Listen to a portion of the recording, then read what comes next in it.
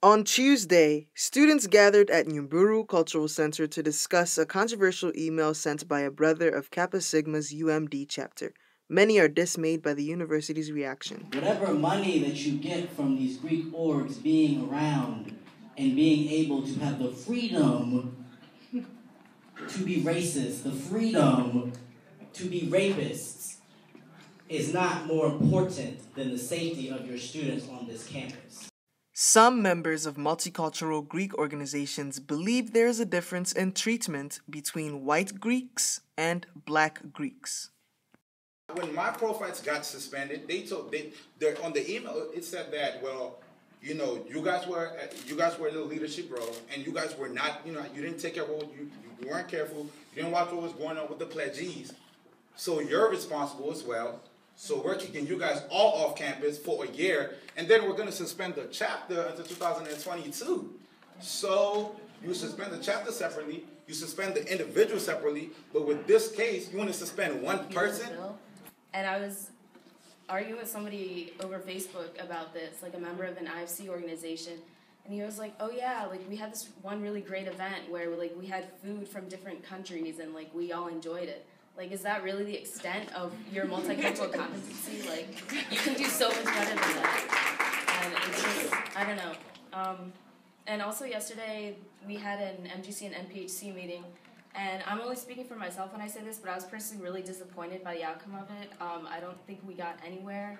I don't think a lot of the talk was about what we need to do, and I understand, like, we have to do something. We can't just be, like, passive. But to what extent do we have to do something? Like, why is it on us to do something? Why isn't it on them to do something? Why isn't it on them to, like, reach out to us and, like, hey, can we co-sponsor on, like, some event that will, like, help with this multicultural competency? Like, I don't know. It's just really frustrating that it's constantly our responsibility and our burden to do something, and it's not, like, where are they? They're not here. Like, they're not involved in this conversation right now. Also, when we're thinking about solutions, we got to think about, what kinds of programs are these people part of? What kind of programs on campus actually do facilitate discussion about race and about sex and gender and et cetera, right? Fund the African American Studies Department, fund the Gender Studies Department, fund the Women's Studies Department, fund the Asian American Studies Department, fund MICA. I heard about it like a week ago, and I brought it up to my family. I was like disgusted, and even more when I saw that there was like an Asian guy in the frat, because I was like, well, I mean, how do you not see them talking about slanty-eyed chinks and not immediately associate it with your mother or your sister or your cousin? Like, it's, yeah.